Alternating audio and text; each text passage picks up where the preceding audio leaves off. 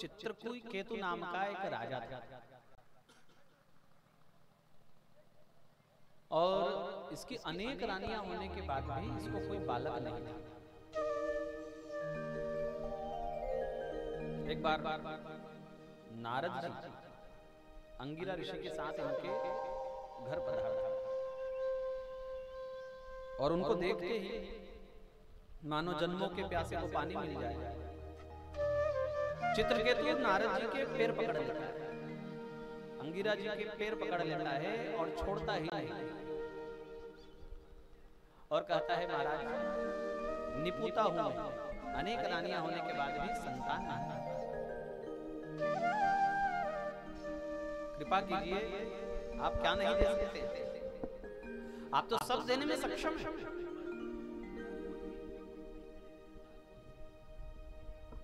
ऋषि ने कहा कि ये बात ठीक नहीं है, हम तुम्हारे घर आए सत्संग है, तो संतान होना ना होना ये तो भगवान की इच्छा, कर्मों के अनुसार सबको फल मिलता है। राजा माना नहीं, आप क्या नहीं दे सकते? आप तो ऐसे महर्षि हैं, राजर्षि हैं, देवर्षि हैं।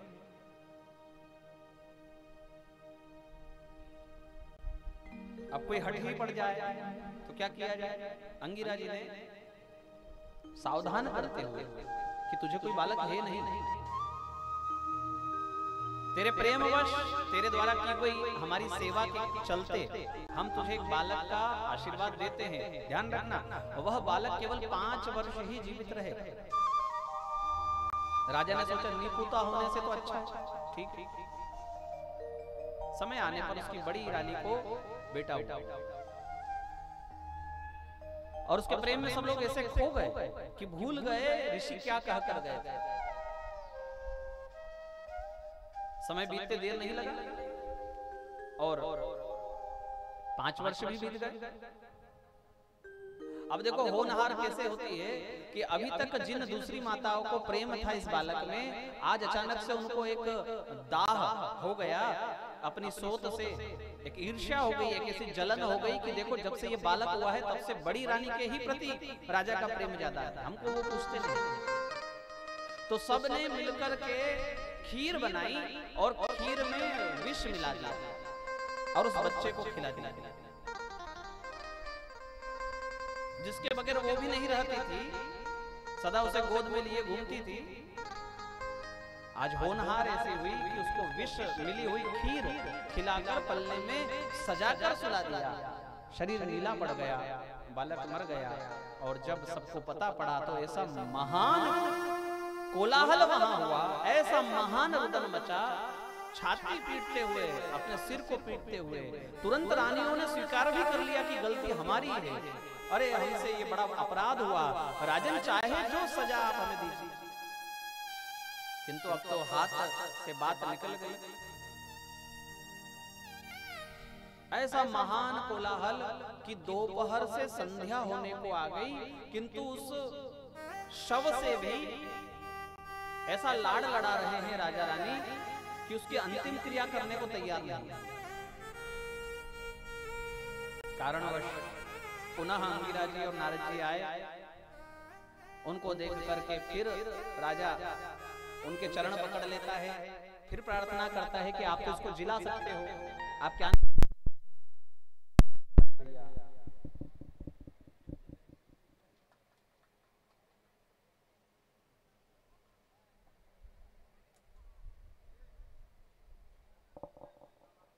हरिओम क्या आनंद दे रहे हो।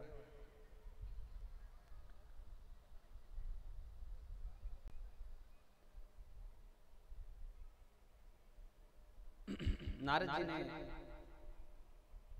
उसकी प्रार्थना को अस्वीकार करते हुए उसको कहा कि ठीक है, हम तुम्हारे पुत्र की आत्मा को बुला देते हैं, तुम खुद उसको कहना कि वो अपने शरीर में प्रवेश कर। और मंत्र का आकर्षण से नारद जी ने उस पुत्र की आत्मा को बुलाया। चित्रकेतु राजा भाव विह्वल हो गया, वात्सल्य उसको उमड़ाया और बड़ी वो प्रार्थना उस जीव से करने लगा कि तुम अपने शरीर में प्रवेश करो पुत्र। तो उस दिव्य आत्मा ने क्या सुंदर प्रवचन किया। श्रीमद् भागवत के अनुसार वह अनेक जन्मों का वर्णन राजा को कह सुनाता है और वो प्रवचन में ये भी स्पष्ट कर देता है कि कई बार आप मेरे पुत्र हो चुके हैं, तो कौन से रिश्ते से आप मुझे, और मैंने जब ये छोड़ दिया संसार, अब मुझे इन बंधन में नहीं आना, मैं मुक्त हूं और प्रभु सेवा में हूं, आप मुझे इस झंझट में मत उलझाइए। राजा ने सोचा देखो मेरा अपना बेटा ही ऐसा है, तो इस संसार में किससे मोह, कौन मेरा कौन अपना, किसके लिए मैं जी रहा हूं। और इतना सुंदर प्रवचन उस जीवात्मा ने किया कि चित्रकेतु को तुरंत वैराग्य हो गया, सब छोड़ छाड़ कर हिमालय में आकर के तपस्या करने लगा और ऐसा महान तप किया कि भगवान सहस्र मूर्धन, भगवान शेष को प्रसन्न कर लिया, है ना, जिनको हम बलराम जी के नाम से जानते हैं या जिनको हम लखनलाल जी के नाम से जानते हैं, जो वैकुंठ में शेष के रूप में दिखाई देते हैं, उन प्रभु को प्रसन्न कर लिया और उनकी बड़ी सुंदर प्रार्थना की। और वहां से जब चले, हिमालय से होते हुए, कैलाश से होते हुए चित्रकेतु जा रहा था, कैलाश पर बसने वाले भगवान भोले शंकर को देखा, किंतु आज जो झांकी थी भोले शंकर की वो कुछ ऐसी थी कि शिव जी की गोद में पार्वती जी बैठी थी और अनेक अनेक ऋषिगण उनकी स्तुति कर रहे थे। चित्रकेतु को देखकर अच्छा नहीं लगा। चित्रकेतु प्रवचन देता है शिव जी को, क्या कहता है कि देखो इतने बड़े बुजुर्गों के बीच में, ऋषियों के बीच में आपने अपनी पत्नी को अपनी गोद में बिठा रखा। और भी अनेक बातें चित्रकेतु ने भगवान शिव जी को सुनाई। शिव जी तो मुस्कुराते रहे, वो तो महादेव है, उनको तो कोई असर होता नहीं। कल भी आपने परसों कथा में सुना ना कि ससुर जी भी गालियां दे रहे थे तो भी हंस रहे थे, और आज चित्रकेतु कुछ कह रहा है तो भी शिव जी हंस रहे। किंतु पार्वती जी को सहन नहीं हुआ। पार्वती जी ने अपना अर्धनारीश्वर रूप बताते हुए कहा कि तू हमको विलग करने वाला हुआ कौन,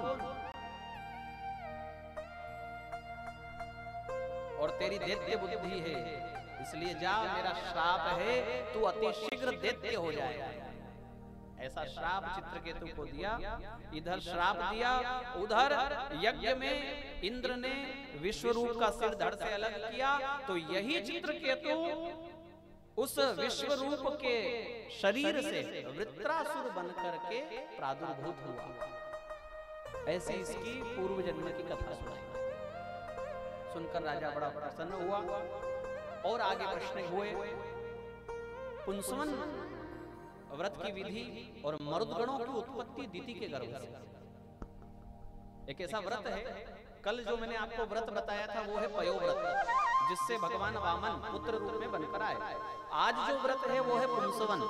अपने पति कश्यप को प्रसन्न किया और जब पूर्णतः पतिदेव वश में आ गए, तब कहा कि ऐसा बेटा चाहती हूं जिससे इंद्र मरे। ठगे गए कश्यप, क्योंकि इंद्र भी कश्यप के ही बेटे हैं, है ना। कश्यप जी की जो अनेक पत्नियां हैं, उनमें अदिति से सारे देवता हैं और दिति से सारे दैत्य हैं। और दिति को दुख यह था कि मेरी सौतन के बच्चे मेरे बच्चों को मार देते हैं, तो ऐसा बेटा चाहूं कि जिससे इंद्र ही मर जाए। कश्यप ठगे गए। कश्यप ने अपने आप को बड़ा धिक्कारते हुए पुंसवन, आखिर को बात में फंस गए थे ना, वचन दे चुके थे, तो फिर ऐसा व्रत बताया जिससे इंद्र मर सके, ऐसा बेटा हो जो इंद्र को मार सके। सावधान कर दिया। इस व्रत के करते समय दिति झूठे मुंह नहीं सोना, संध्या के समय नहीं सोना, अनेक सारे नियम बताए इस व्रत के। और इंद्र तभी से चुपके से अपनी माता के आगे पीछे घूमता था अदृश्य रूप में, और प्रतीक्षा में था कि माँ कोई गलती करे, क्योंकि माँ ने यदि कोई गलती नहीं की और ये व्रत पूरा हो गया तो मुझे मारने वाला बेटा मेरा भाई बनेगा। एक दिन संयोगवश संध्या के समय थकान के कारण दीति को नींद आ गई और नींद भी ऐसी आई कि झूठे मुंह सो गए, बस व्रत भंग हो गया। इंद्र ने सूक्ष्म रूप बनाकर गर्भ में प्रवेश किया, गर्भ के 7 टुकड़े कर दिए, किंतु विशेष तपस्या के कारण वह बालक मरता ही नहीं, वह 7 बालकों में परिणित हो गए। राजा ने सोचा, इंद्र ने सोचा ये कैसे? तब उसने पुनः एक एक के 7 टुकड़े किए, मतलब कितने हो गए? 49। फिर भी वो तेज मरता नहीं था। 49 बालक हो गए। सबने हाथ जोड़कर कहा, बड़े भैया हो आप हमारे, हमको मार क्यों रहे हो? इंद्र ने कहा, तुम हमको मारने वाले पैदा होगे? बोले ना, आप तो हमारे अग्रज हो, हम सदैव आपके सहायक बनेंगे, हम दैत्यों के साथ नहीं रहेंगे, हम देवों के ही साथ रहेंगे। पक्का हो गया, वचन दे दिया गर्भ में। तो ये 49 बालक माता दीति के गर्भ से उत्पन्न हुए और ये 49 मरुदगण कहलाए। मरुदगण सुंदरकांड में इनकी कथा है। हनुमान जी ने लंका जलाई तो यही मरुदगण मारुति की सहायता के लिए चले, हरि प्रेरित चले मरुत 49, जो कहा ना, ये 49 मरुदगणों की उत्पत्ति पश्चात एक सुंदर प्रश्न राजा परीक्षित के द्वारा होता है, भगवान का सम कहलाना कहीं दिखाई नहीं देता। भगवान को कहते क्या है? समदर्शी। समदर्शी है नाम तिहारो, ऐसा संतों ने भी कहा ना, सबको समान देखने वाला समदर्शी होता है। पापी को अलग दृष्टि से देखे, पुण्यात्मा को अलग दृष्टि से देखे, दैत्य को अलग दृष्टि से देखे, देव को अलग दृष्टि से देखे, तो वह समदर्शी कैसे हुआ? और यदि भगवान समदर्शी हैं तो ये विरोधाभास क्यों है? कौन सा विरोधाभास? कि दैत्यों को मारना और देवों को तारना। हमेशा देवताओं को बचा ले जाते हैं और दैत्यों को मार देते हैं।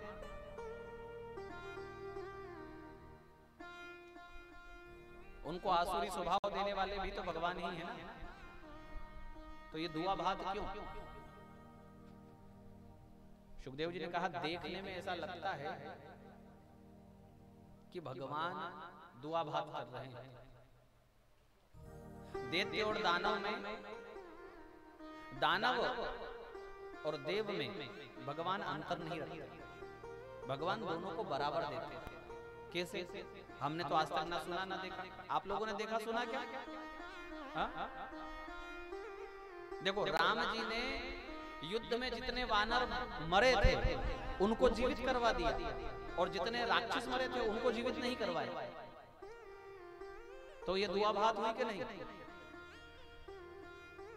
बोलो माताओं, कुछ तो बोलो, हाँ ना, कुछ तो जवाब मिले। हा? इंद्र को कभी मारा क्या भगवान ने?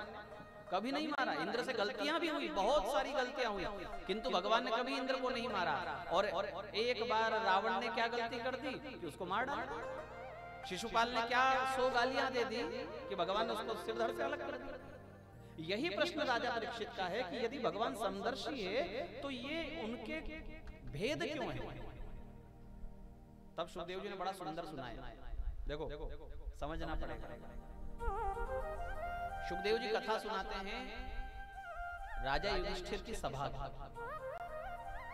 एक बार राजा युधिष्ठिर अपने सिंहासन पर बैठे हैं और उनके दाएं भाग में एक सुंदर सिंहासन पर देवर्षि नारद जी बैठे हैं और वहां भगवान वासुदेव भी हैं और अनेक कौरव के साथ में पांडव भी उस सभा में बैठे हैं। और वहां एक चर्चा निकली कि राजसूय यज्ञ में प्रथम पूजा किसकी हो। सभी निरुत्तर हो गए। तब बड़ा बुद्धिमान होने के कारण, छोटा होने के कारण, बड़े संकोच से सहदेव ने कहा कि मेरी मति के अनुसार अग्र पूजन केवल वासुदेव ही इसके योग्य हैं, हम में कोई ऐसा नहीं जो वासुदेव की बराबरी करे। सबने एक स्वर में स्वीकार कर लिया। उसी समय भगवान के भुआ का छोरा शिशुपाल उठकर खड़ा हो गया, गालियां सुनाने लगा। अरे हमारे रहते, हम राजाओं के रहते, ये ग्वाला अग्र पूजा की होगी। और अनेक अनेक गालियां सुनाई। वचन दे रखा था बुआ जी को 100 ठीक है, 101 नहीं होगा। तो आज जैसे ही 100 भगवान गिन रहे हैं मुस्कुराते हुए, बोलता जाता और वो बोलता चला गया। बोलते बोलते कब मर्यादा की रेखा लांघ गया उसको पता नहीं पड़ा। भगवान का सुदर्शन चक्र निकला और देखते ही देखते शिशुपाल का सिर धड़ से अलग कर दिया। अब कथा ऐसी है कि उसके शरीर से दिव्य ज्योति निकली और वह सबके सामने ही भगवान में समाहित हो गई। सब लोग नहीं देख पाए, कुछ विशेष जन ऐसे थे जिन्होंने यह महान चमत्कार देखा। ये शिशुपाल की आत्मा जो भगवान में लीन हुई है, ये चमत्कार देखने वाले पितामह भीष्म, राजा युधिष्ठिर और नारद जी, बस कोई नहीं देख पाए। अहो आश्चर्य है। देखो तो जो बड़े बड़े संतों को गति प्राप्त नहीं होती है, बड़े बड़े ऋषि मुनियों को जो गति प्राप्त नहीं होती है, जीवन भर गालियां देने वाला ये शिशुपाल वो गति प्राप्त कर गया, साक्षात कृष्ण के शरीर में समा गया। नारद जी हमको ये बात समझ नहीं आई, आपको ठीक लगे तो आप समझाइए। तब देवर्षि ने उस सभा में राजा युधिष्ठिर को एक कथा सुनाई, जिसमें राजा परीक्षित का प्रश्न है कि भगवान दैत्यों को मारना और देवों का साथ देना ऐसा क्यों करते हैं। नारद जी कहते हैं राजन, भगवान ऐसे नहीं है कि किसी एक को विशेष उपहार दे और किसी दूसरे को हल्का उपहार दे, ये दोनों को बराबर ही देते हैं। जैसे तुम्हारे भाई अर्जुन का रथ घेरते हैं ये, वैसे ही शिशुपाल से प्रेम करने वाले हैं। अगर उससे प्रेम ना करते तो अपने वैकुंठ धाम से भी बढ़कर अपना शरीर ही उसको क्यों दे देते। राजन, ये तुम्हारा शिशुपाल, इससे पूर्व जन्म में ये रावण था और उससे भी पूर्व जन्म में यही शिशुपाल हिरण्यकश्यप था। इसके साथ जो दंतवक्त्र है वह पूर्व जन्म में कुंभकर्ण था और उससे पहले वह हिरण्याक्ष था। 3 जन्मों से सतत भगवान की साधना ये कर रहे हैं। विधि थोड़ी दूसरी है, विधि कंकु चावल चढ़ाने वाली नहीं, माला करने वाली नहीं, विधि भगवान का अभिषेक करने वाली नहीं है। विधि है भगवान को गालियां देना। किंतु क्या महान शत्रुता इसने रखी है राजन, कि ये श्वास लेना भूल जाए वो चलेगा, किंतु कृष्ण को गालियां देना नहीं भूलता। एक समय का भोजन छूट जाएगा वो ठीक है, किंतु रावण रहते हुए उसने राम को ना पुकारा हो, या हिरण्यकश्यप रहते हुए उसने भगवान नारायण को ना पुकारा हो, ये संभव ही नहीं। अपश्यन् तन्मयम् जगत, पूरे जगत में यदि इनको कोई दिखता था तो नारायण ही दिखता था, रावण को राम ही दिखता था और शिशुपाल को कृष्ण ही दिखता था। इनकी साधना है और सतत 3 जन्मों की साधना के चलते इनको भगवान का धाम नहीं स्वयं भगवान ही मिले। अब बताओ राजन, भगवान दुआ भात करते हैं क्या? तो युधिष्ठिर ने कहा नहीं। तब युधिष्ठिर ने प्रश्न किया कि ये आए कैसे? तो इसके विषय में बड़ी प्रचलित कथा है जो आप सबको याद है। सनकादि ऋषि दर्शन करने को जाते हैं वैकुंठ, जय और विजय उनको रोकते हैं और सनकादि ऋषि श्राप देते हैं कि तुमको 3 बार राक्षस योनि में जन्म लेना होगा। ये कथा सबको याद है, किंतु इसके पीछे एक बात समझनी चाहिए कि भगवान के द्वारपाल यदि ऐसे ब्राह्मणों को रोके तो वो भगवान के द्वारपाल हो सकते हैं क्या? फिर साधारण आपके गेट कीपर में और वो भगवान के द्वारपाल में अंतर क्या बचा?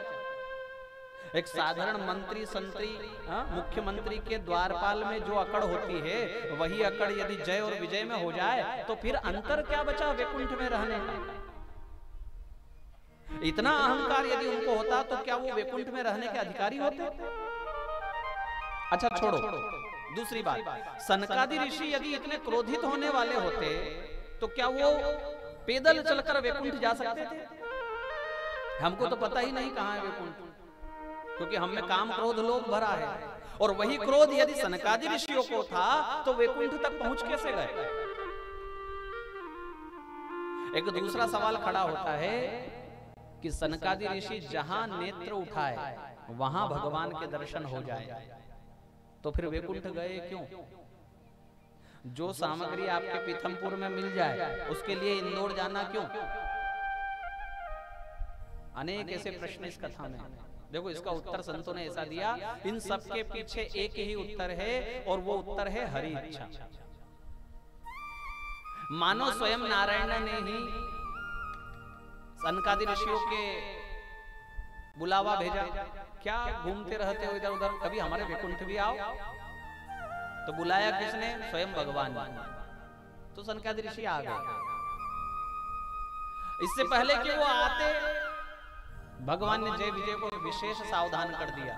देखो रे, मेरी इच्छा के बगैर, मेरी आज्ञा के बगैर कोई अंदर ना आ पाए। जय विजय ने कहा जो आज्ञा, कोई नहीं आएगा। हाँ, ये झगड़ा खड़ा करवाने वाले कौन है पता है? स्वयं लक्ष्मीपति। उनके दरवाजे पर ये जो झगड़ा हुआ है ये स्वयं इन्होंने ही करवाया। क्यों करवाया? फिर सोचा कि कब तक वैकुंठ में रहेंगे, थोड़ा पृथ्वी पर चलें और वहां जाकर कोई लीला करें जिसको सुनकर और सुना करके लोग अपना जीवन धन्य कर ले। ऐसा भगवान ने हमारे लिए साधन बनाया। अब लड़ेंगे किससे? तो अपने ही बच्चों से लड़ेंगे। हाँ, दादाजी को जब थोड़ी सी पहलवानी आती है तो पोते से वो कुश्ती लड़ते। कईयों के घर में होगा ऐसा, देखना आप। हाँ? तो थोड़ा तो वो गिर जाएंगे, कभी उसको गिरा देंगे, कभी फिर गिर जाएंगे, और वो पोते को क्या लगेगा कि मैंने दादाजी को गिरा दिया।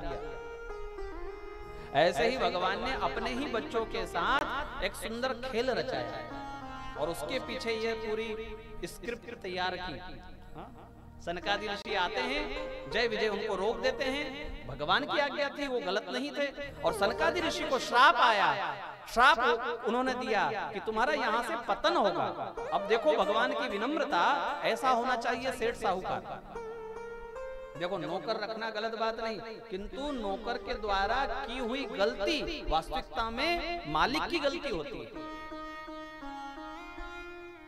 आपका बेटा अगर कोई गलती करे तो वो गलती बेटे की नहीं कहलाएगी, वह गलती पिता की कहलाएगी। कहने वाले क्या कहेंगे? ऐसा सिखाया अपने बेटे को। अगर कोई नौकर कोई गलत काम करेगा तो कहने वाले क्या कहेंगे? मालिक की इच्छा होगी भैया, नौकर की क्या औकात, वो क्यों ऐसा करेगा, ये तो ये सब मालिक ने करवाया। इसलिए सजा मालिक को भी मिलनी चाहिए। तो भगवान ने स्वयं ने सजा स्वीकार की। आपने यदि इनको 3 बार पृथ्वी पर राक्षस योनि में जन्म लेने का श्राप दिया है तो मैं दोषी हूं, मुझे ज्यादा सजा मिलनी चाहिए, मैं 4 बार पृथ्वी पर जाऊंगा।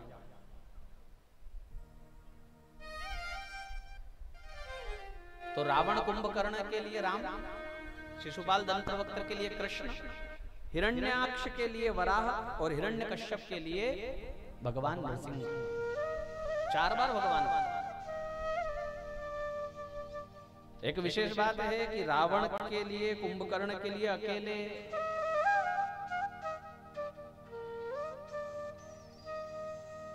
राम पर्याप्त है ना, शिशुपाल दंतवक्त्र के लिए अकेले कृष्ण पर्याप्त है। किंतु हिरण्याक्ष और हिरण्यकश्यप कैसे रहे होंगे कि उनके लिए भगवान को भी 2 बार आना पड़ा। शरीर की जो बीमारी है 3 है, सावधानी से समझना। कफ, वात और पित्त। ऐसे ही मन की 3 बीमारी, काम, क्रोध और लोभ। अब जरा अपने मन से घटाओ कि ये तीनों राक्षस के अवतार जो मैंने आपको अभी बताए बार बार, इनमें काम का अवतार कौन हो सकता है? रावण। बिल्कुल सटीक उत्तर दिया। देखो भाभी जी ने, आयुषी जी ने। कैसे हो सकता है? जो दूसरे की नारी पर नजर रखे, उसका हरण करे, उसको पत्नी बनाने का सपना देखे, वह काम का अवतार ही है। ठीक बात है। अब बताओ, इन अवतारों में से अब 2 बच रहे हैं, इनमें से क्रोध का अवतार कौन हो सकता है? शिशुपाल। जो एक सांस में 100 गालियां देता हो उसको गुस्सा कितना आता होगा।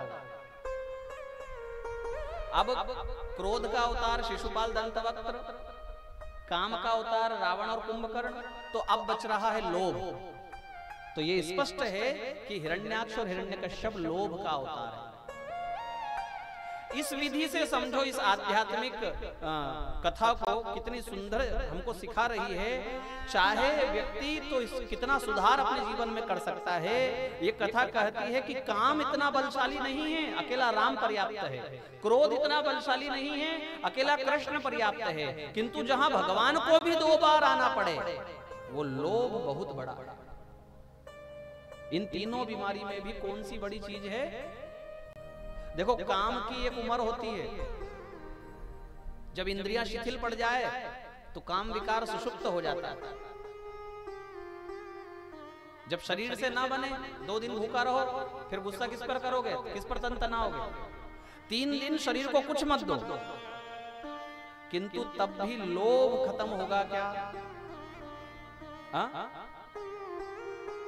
कोई 90 साल का भी व्यक्ति हो तो वो भी ये विचार करता है कि मैं दुकान पर जाकर जरा गल्ले पर बैठूं, देखूं तो सही दुकान में क्या चल रहा है।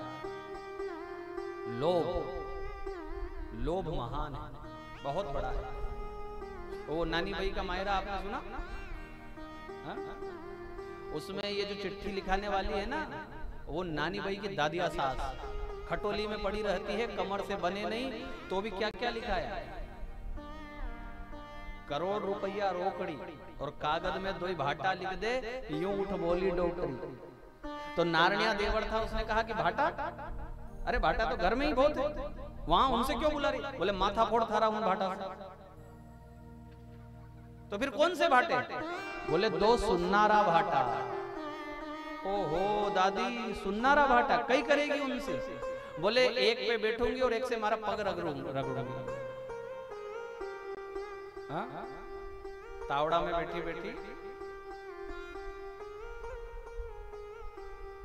सास ननंद अरु देरानी जेठानी सब मिल बैठी आई।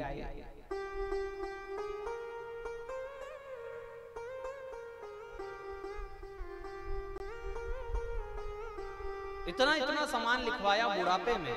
इसका मतलब है बुढ़ापे में लालच चला जाता है क्या? बुढ़ापे में काम चला जाएगा, बुढ़ापे में क्रोध चला जाएगा, किंतु लोभ बुढ़ापा बिगाड़ देता है। चाहे कोई बुजुर्ग अमीर हो या गरीब, गरीबी में भी उसको बुढ़ापे में इकट्ठा करने की आदत हो जाती है। इतना संग्रह करते हैं माताएं, भाई लोग। कईयों को हमने देखा कपड़ों का संग्रह, कहीं से कोई पैसा मिल गया उसका संग्रह, उसी में मन, उसी में ताला, उसी को कमर में। 90 की हो गई पर कमर में चाबी अभी भी छूट नहीं रही।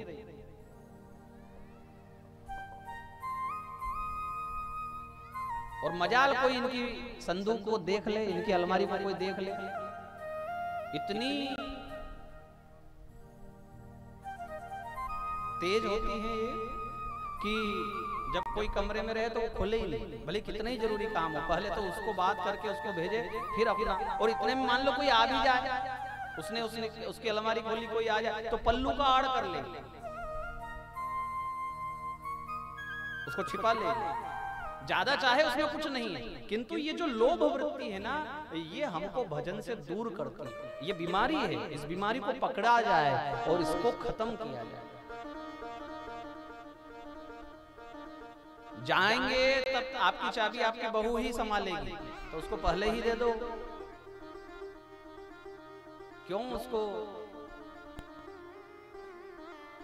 उससे दुश्मनी भी कर ली बहू से एक चाबी के पीछे।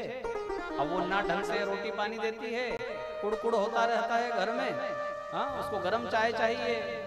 अब वो हम जाते हैं ना तो हमसे कहती है माताएं, पंडित जी देखो तो ऐसी बहू हुई है कि चाय की क्यों तो चाय नहीं दे। तो मैंने कहा कमर में क्या है आपकी? बोले चाबी। मैंने ये चाबी तो उसको दे दे, चाय तुझे मिल जाएगी। ऐसे कई जगह। चाहे भागवत सुन रहे हो आप, राम कथा के अनुसार भी देखो तो वहां 3 नारी है, ताड़का, शूर्पणखा और मंथरा। ताड़का क्रोध का अवतार है। लिखा है चौपाई में, सुनी ताड़का क्रोध करी धाई। जीवित रही क्या?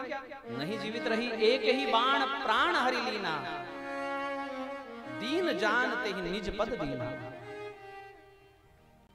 एक है शूर्पणखा, जो काम याचना करने आती है। दोनों सुदृढ़ है, दोनों बलवान हैं, ताड़का भी और शूर्पणखा भी। किंतु मंथरा को आपने देखा रामायण में? हाँ? कमर झुकी, कुबड़ निकली, हाथ में लकड़ी, बोलते ना बने, चलते ना बने, दिखने में ऐसा लगे एक तमाचा पड़ जाएगा तो मर जाएगा। किंतु उस असहाय बुढ़िया ने जो काम ताड़का से नहीं हुआ, जो काम शूर्पणखा से नहीं हुआ, वो काम मंथरा कर गई। 14 दिन की तैयारी राजा दशरथ की, चक्रवर्ती सम्राट राजा दशरथ, सुमंत जैसा विद्वान मंत्री, गुरु वशिष्ठ जैसे विद्वान महर्षि, इन सब की योजना को एक रात में पानी कर दिया। ऐसी महान बलवान थी वो मंथरा, क्योंकि वो मंथरा लोभ का अवतार है। रामायण में लोभ जो है ना, वो मंथरा है। रावण मर गया ये लिखा है, किंतु मंथरा मर गई ये कहां लिखा है? अभी भी है। हा? हमारे हृदय की अयोध्या में अभी भी लोभ रूपी मंथरा कुबड़ी होकर के हाथ में लकड़ी पकड़कर घूम रही है कि बस जैसे अवसर मिले किसको ठगना है, हा? किसको लूटना है, कहां से कितना पैसा आ सकता है। खासकर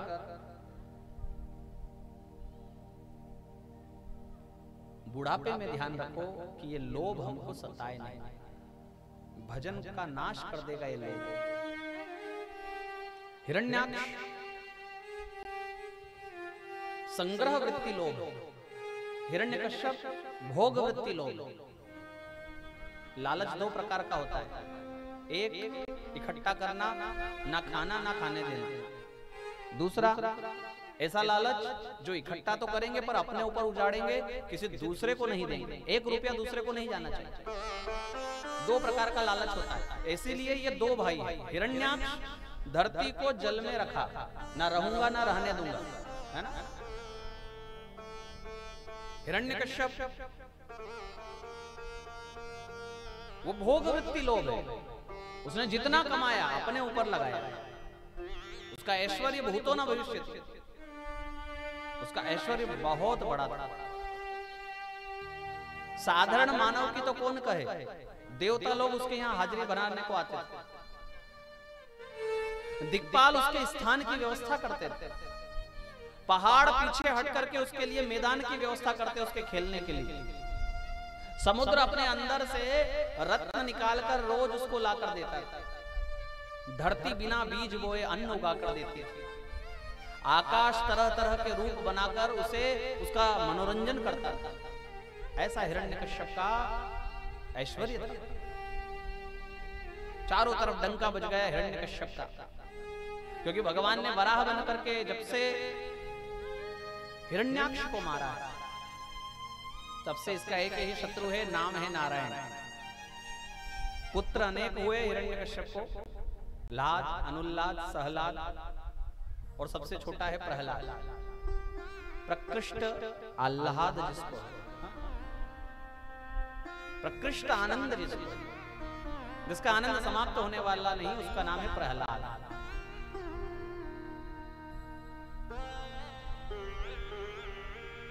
छोटी सी आयु में पढ़ने को भेजा और ब्रह्मा जी से ऐसा वरदान प्राप्त किया, न घर के अंदर न घर के बाहर। सब याद है ना आप लोगों को, क्या क्या था? न धरती पर, न आकाश में, न अस्त्र से, न शस्त्र से, न देव से, न धनुष से, न मानव से, न सुबह में न शाम में। 12 महीनों में मेरी मृत्यु ना हो। ब्रह्मा जी आपके द्वारा बनाया हुआ कोई जीव मुझे ना मार पाए। हिरण्यकश्यप को लगता था कि नारायण को बनाने वाले ब्रह्मा हैं। ब्रह्मा ने ही तो पूरी सृष्टि बनाई है। उसको ही ज्ञात नहीं था कि सृष्टि नारायण की है और उनकी सृष्टि में ऐसे अनेक ब्रह्मा हैं। हम तो एक ब्रह्मा को जानते हैं जिस सृष्टि में हम रहते हैं, ऐसे अनेक अनेक ब्रह्मांड हैं और प्रत्येक ब्रह्मांड के विलग विलग ब्रह्मांड। और ये बात आज भी वैज्ञानिक लोग मानते हैं, ढूंढ नहीं पाए, वो बात दूसरी है। मानते हैं कि और भी ब्रह्मांड हो सकते हैं और प्रत्येक ब्रह्मांड की रचना और उसकी व्यवस्था एक ब्रह्मा को सौंपी गई। किंतु हिरण्यकश्यप को क्या लगता था, ब्रह्मा ने ही तो नारायण को बनाया है, इसलिए हे ब्रह्मा जी आपकी सृष्टि में कोई जीव मुझे ना मार पाए। ब्रह्मा जी ने कहा कि हद हो गई भाई, चार खोपड़ी वाले ब्रह्मा जी को भी समझ नहीं आया कि ये कह क्या रहा है, मांग क्या रहा है। किंतु अब इसने तपस्या ही ऐसी घनघोर की है कि इसको वर देना होगा, तो कह दिया तथास्तु, ठीक है।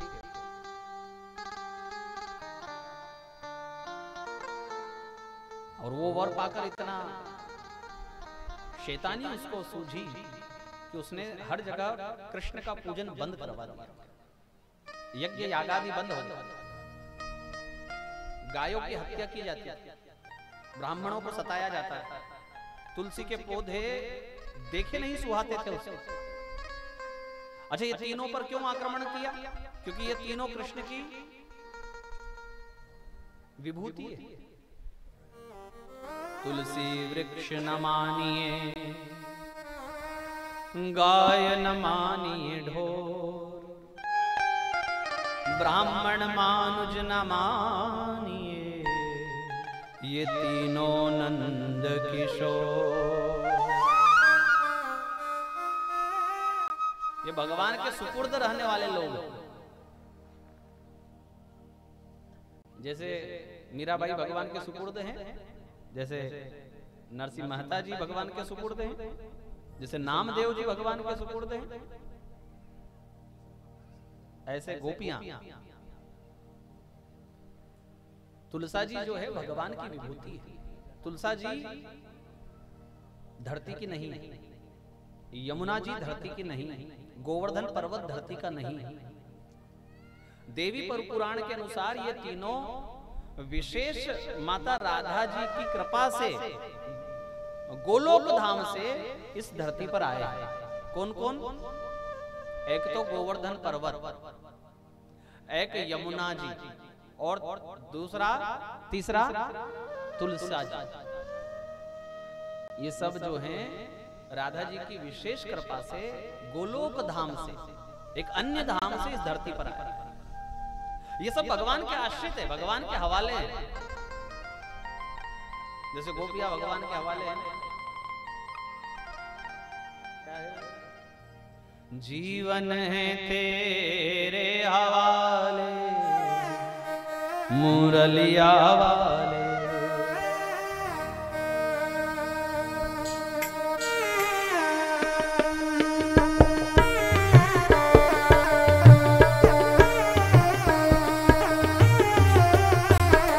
जीवन है तेरे हवाले, मुरलिया वाले। जीवन है तेरे हवाले, मुरलिया वाले। जीवन है तेरे हवाले, मुरलिया वाले। जीवन है तेरे हवाले, मुरलिया वाले। बांकी मुरलिया वाले, प्यारी मुरलिया वाले। बाकी मुरलिया वाले, प्यारी मुरलिया वाले। बांकी मुरलिया वाले, प्यारी मुरलिया वाले। बाकी मुरलिया वाले, प्यारी मुरलिया वाले। जीवन है तेरे हवाले, मुरलिया वाले। जीवन है तेरे हवाले, मुरलिया वाले।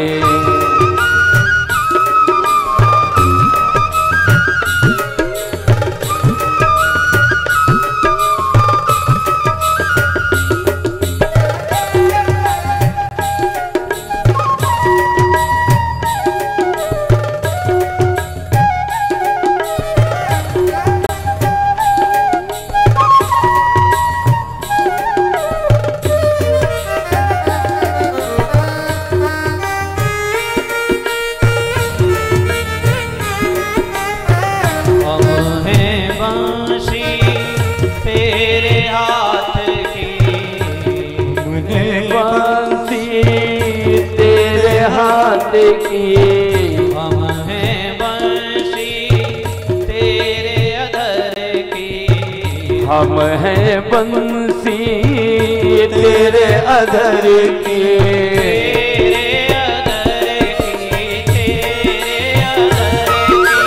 तेरे अधर प्रभु तेरे अधर के।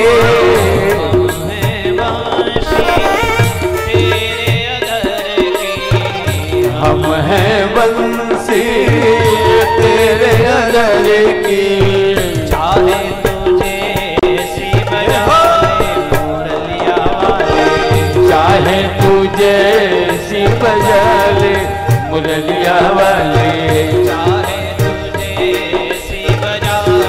मुरलिया वाले। चाहे तुझे सी बजा ले मुरलिया वाले।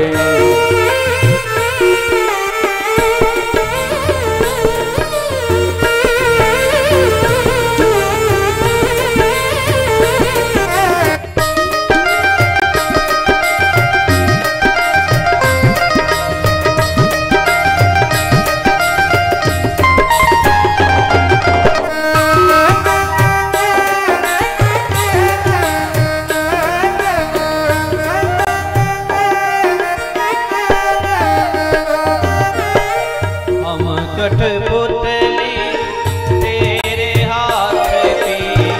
हम कठपुतली तेरे हाथ की। तेरे हाथ की। तेरे हाथ की। तेरे हाथ की। तेरे हाथ की। हम कठपुतली तेरे हाथ की। हम कठपुतली तेरे हाथ की। चाहे तुझे से नचा ले मुरलिया वाले। चाहे तुझे से नचा ले मुरलिया वाले। बाकी मुरलिया वाले प्यारी मुरलिया वाले।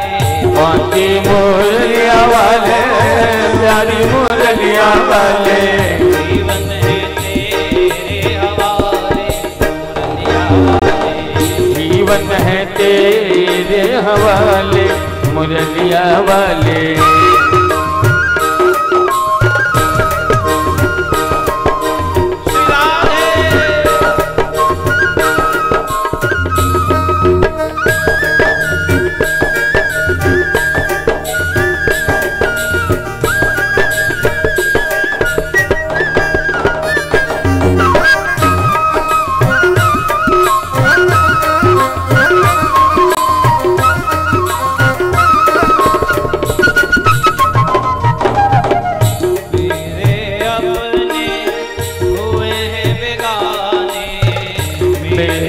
अपने हुए हैं बेगाने।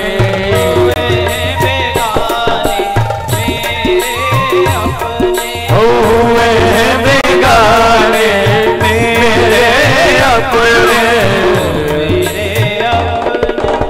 हुए बेगाने मेरे अपने हुए हैं बेगाने। अब तू ही अपना मुरलिया वाले। अब तू ही अपना रे मुरलिया वाले। बाकी मुरलिया वाले प्यारी मुरलिया वाले। बाकी मुरलिया वाले प्यारी मुरलिया वाले। जीवन है तेरे हवाले मुरलिया वाले। जीवन है तेरे हवाले मुरलिया वाले।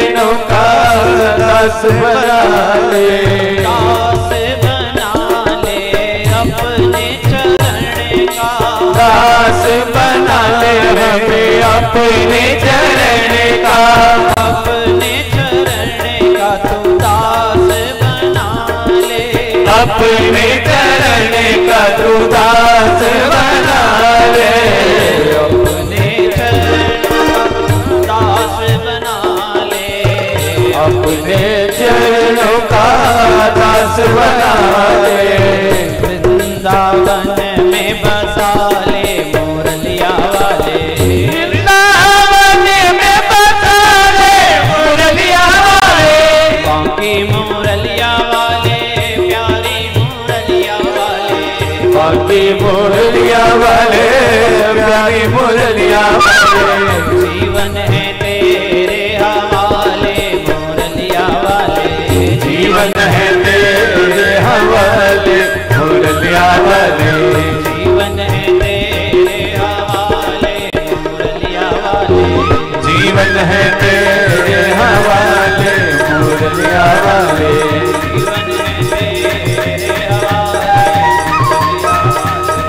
जीवन है तेरे हवाले मुरलिया वाले,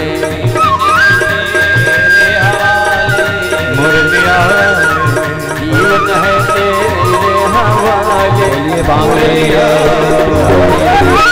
वाले की जय हो। तो भगवदाश्रय प्राप्त हुए जितने भी भक्तगण हैं उनका शत्रु बनकर के हिरण्यकश्यप हुआ है। जिन्होंने भगवदाश्रय लिया उनका काल मानो हुआ हिरण्यकश्यप। किंतु जिसको भगवान का विश्वास है और विश्वास ही जिसका धन है, ऐसे भक्त का संसार कुछ नहीं बिगाड़ सकता। श्रद्धा हो, श्रद्धा के ऊपर विश्वास हो। हम श्रद्धा तो है किंतु हम में विश्वास की कमी है। जहां कोई थोड़ा सा संकट आया, कष्ट आया, विश्वास डगमगा जाता है। जरा सा कुछ अहित हुआ जो हमको अच्छा नहीं लग रहा है, ऐसा घर में कुछ घट गया तो बस विश्वास डगमगा जाता है। लोग कहते हैं कि बस बहुत पूजा कर ली, अब नहीं करेंगे, इसने हमारी हित एक नहीं सुनी, ऐसा हमारा प्यारा हमसे छीन लिया। और विश्वास में घनीभूत है प्रहलाद। जो भी अध्ययन करते वो ज्यों का त्यों गुरु जी को सुना देते। और रात्रि के समय इनकी एक दूसरी पढ़ाई शुरू होती, हरि नाम संकीर्तन, भगवान नारायण का नाम। और ऐसे डूब जाते कीर्तन में कि कपट छूट जाता। कपट के छूटने से शरीर की सुधि नहीं रहती, भूल जाते मैं कौन हूं, कहां हूं, क्या समय है, आधी रात हो रही है और उच्च स्वर में गाते नारायण नारायण हरि हरि, श्रीमन नारायण नारायण। ताली बजाने लगते तो इतनी जोर जोर से ताली बजाते कि लोग उठ बैठते। अन्य बालक दैत्यों के वो उठ बैठे। एक बार को पूछा प्रहलाद जी को, कौन नारायण? तो बड़ी सुंदर तात्विक चर्चा प्रहलाद जी ने उन दैत्य बालकों से की। अबोध बालक होने के कारण उनके अंदर भक्ति का अंकुर बड़ी जल्दी प्रस्फुटित हो गया। हमारे ऊपर आवरण चढ़ा है काम क्रोध लोभ का, तो इतनी जल्दी भक्ति का अंकुर फूटता नहीं है। बच्चों को जल्दी फूटता है। किसी बच्चे का मन जरा कथा में लग जाए बस समझो कि वो पक्का हो गया भगवान का। और हम कितना भी सुने, हाँ, मरते दम तक ही क्यों ना सुने, तो भी वो हृदयंगम नहीं होता, जीवन में नहीं उतरता। सुना है, याद है सब। कभी कभी तो पंडित जी के आगे आगे बोलती है माताएं, इतनी कथाएं सुन रखी है। कई माताओं ने 100 कथाएं सुनने वाली हैं, हमको मिलती है कथा, सब कथाएं याद है, किंतु हृदयंगम नहीं हुई, जीवन में चरितार्थ नहीं हो पाई। और बाल स्वरूप कोई बच्चा यदि भगवान की कथा में रम जाए तो बड़ी जल्दी भगवान को पकड़ लेता है। दैत्यों के बालकों ने प्रवचन सुना प्रहलाद जी का, फिर एक प्रश्न किया, तू हमारी बराबरी का है, हमारे साथ ही खेला बड़ा है, 5 साल का तू, इस 5 वर्ष की अवस्था में प्रहलाद तुमने ये कथाएं कहां सुनी? तुम जो पढ़ते हो वही हम पढ़ते हैं, ये कथाएं, ये तात्विक चर्चा ये कहां सीखी? बोले मां के गर्भ में। अरे कमाल है, मां के गर्भ में। अच्छा ठीक है, मां के गर्भ में सीखी, किंतु 9 महीने में भी कितना सीख लिया होगा? तो अनंत अनंत चर्चाएं कर रहा है भाई। तब प्रहलाद जी को पूरी कथा सुनानी पड़ी, हिरण्याक्ष का वध, और उसके बाद हिरण्यकश्यप का नारायण के प्रति क्रोध, भगवान ब्रह्मा जी की तपस्या के लिए हिरण्यकश्यप का प्रस्थान। तब इंद्र ने कयाधु को अकेली पाकर और गर्भिणी हो पाकर उसने आक्रमण कर दिया हिरण्यकश्यप की नगरी पर। कम से कम इसके बच्चों को तो मार दे, होने वाला जो बच्चा है उसको भी मार दे। कयाधु के ऊपर तलवार लेकर दौड़ा इंद्र।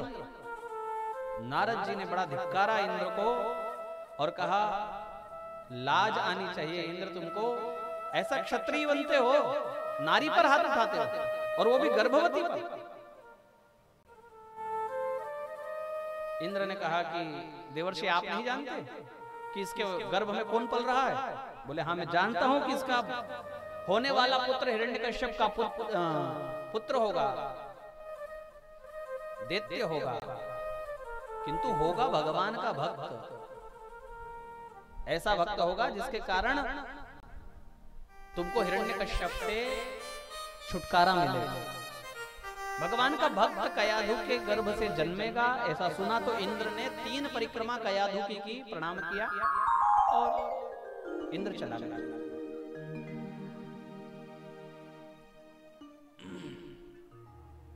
पश्चात देवर्षि नारद कयाधु को अपने साथ अपनी कुटिया पर ले आए। सर्वप्रथम तो कयाधु को यह आशीर्वाद दिया कि जब तू चाहेगी तब ही तुझे प्रसव होगा।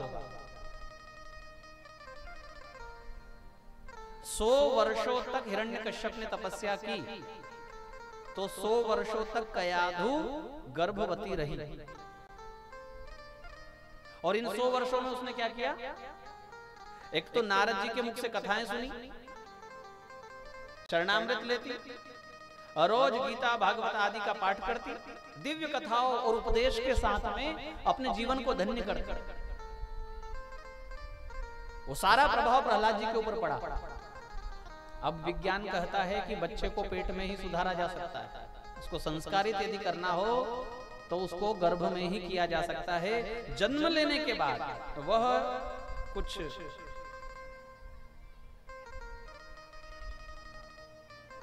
उसमें कोई सुधार नहीं। हाँ, उसको कोई आप पारिवारिक सीख दे सकते हो कि हमारे घर में ऐसे रहते हैं, ऐसा खाते हैं, ऐसा पहनते हैं, ये सीख उसको पैदा होने के बाद दे सकते हो, किंतु उसको संस्कारित गर्भ में ही किया जा सकता है। ये आज का विज्ञान मानता है।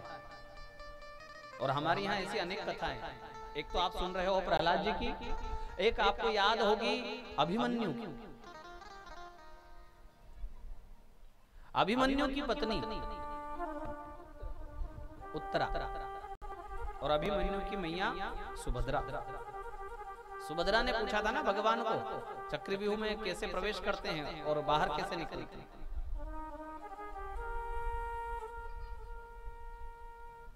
राजा परीक्षित जो कथा सुन रहे हैं, इनके पिताजी भी गर्भ में ही पढ़कर आए।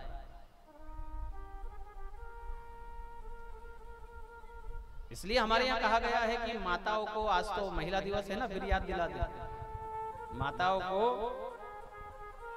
जब गर्भवती हो तो सद आचरण होना चाहिए। इन 9 महीने में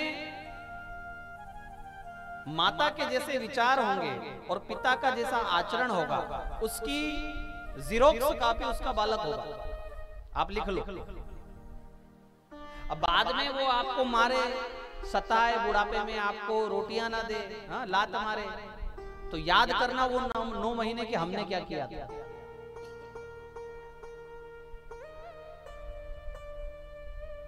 उन 9 महीनों में पिता का जैसा आचरण है और माता के जैसे विचार है। अब माता के सद्विचार कैसे होंगे? केवल माता का नहीं, पिता का भी कर्तव्य है कि अगर आपकी पत्नी गर्भवती है तो उस समय में आपके आचरण ठीक होने चाहिए। बाद में चाहे साक्षात रावण आपके शरीर में आ जाए चलेगा, किंतु उन 9 महीने अगर सद गया जीवन तो बुढ़ापा सुधर जाएगा। सबसे बड़ा बीमा हो जाएगा। बीमा बुढ़ापे के लिए करते हैं ना, बचत योजना, काम बुढ़ापे में आती है। और यदि पुत्र अगर ठीक निकल गया तो फिर कौन सी बचत, कौन सी संपत्ति, सब बढ़िया है फिर तो। अगर बेटा पैर दबा रहा है, बेटा जी जी करके कह रहा है, झुकता है, आंखें नहीं दिखाता है, सामने बोलता नहीं है, तो फिर आपको कौन सा ऐसा इंश्योरेंस चाहिए, आपको कौन सी ऐसी बचत चाहिए जो आपको प्रसन्न कर देगी? भाई करोड़ रुपया तकिए के नीचे रखा हो पर बेटा आंखें दिखाता हो, गुर्राता हो, बात बात में गालियां देता हो, वो घर सुखी है? या जिस घर में खाने की भी व्यवस्था ना हो किंतु बेटा आज्ञाकारी है, सामने नहीं आता है, वो घर सुखी है? हमको क्या चाहिए? हमको अपने आप से पूछना चाहिए। इतना लोगों ने पैसा कमाने में अपना समय लगा दिया है कि बच्चा कहां जा रहा है, क्या कर रहा है, क्या देख रहा है। आज की स्थिति तो ये है कि आज के माँ बाप हैं, जो हमारी नौजवान बहनें हैं ना और भाई लोग हैं, आज के नव दंपति तो मोबाइल के भरोसे बच्चे पैदा करते हैं। ये कहने में मुझे जरा भी हिचकिचाहट नहीं है, मैंने अपनी आंखों से देखा है। किसके भरोसे बच्चे पैदा हो रहे हैं? मोबाइल के भरोसे। वो ना खाए कुछ, ले बेटा देख, ये देख, ये देख। वो ना सोए तो ये देख, वो ना हंसे तो ये देख। आपको भी पता है कि उसमें और भी कई ऐसे चित्र आते हैं जो ठीक नहीं है बच्चों के लिए,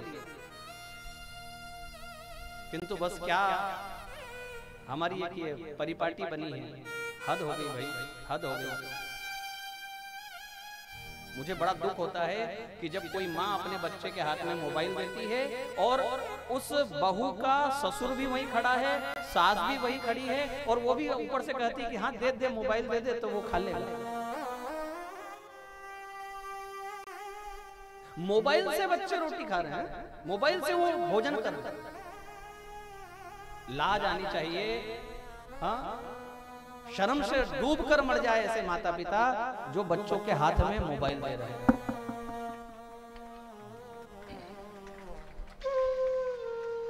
ऐसी मानसिक बीमारी हो गई है मोबाइल।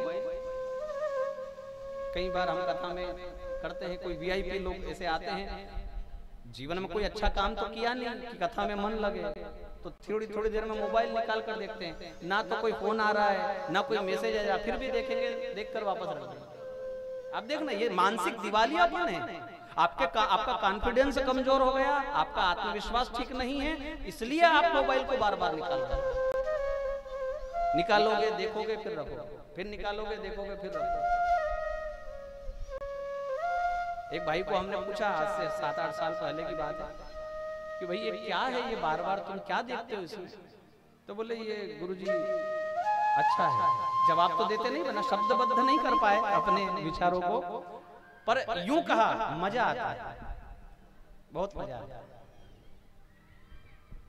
व्हाट्सएप देखने में, फेसबुक चलाने में, और भी आजकल क्या क्या, हमको तो बड़ी चिढ़ होती है। सच बता रहा हूं, मैं अपना रवैया बता रहा हूं। जरूरी होने के बाद भी हम नहीं चला पाते हैं फेसबुक। हमको जरूरी है। हमसे कई लोग ऐसे जुड़े हुए हैं जो चाहते हैं कि आप कृपा करके कथा में एक बार हमको आप लाइव हो जाओ। मैसेज आते हैं लोगों को। बड़ी मुश्किल से हमने तीसरी बार अब व्हाट्सएप रखा है, बाकी फेसबुक भी त्याग पत्र दे दिया। अकाउंट है हमारा पर दूसरे फोन से। अब वो भाई साहब को हमने पूछा कि ये आप क्या करते हो भैया? बोले मजा आता है, बहुत मजा आता है। उनकी वाह भैया, आज मजा तुमको आ रहा है, 50 साल पहले तो मोबाइल था ही नहीं।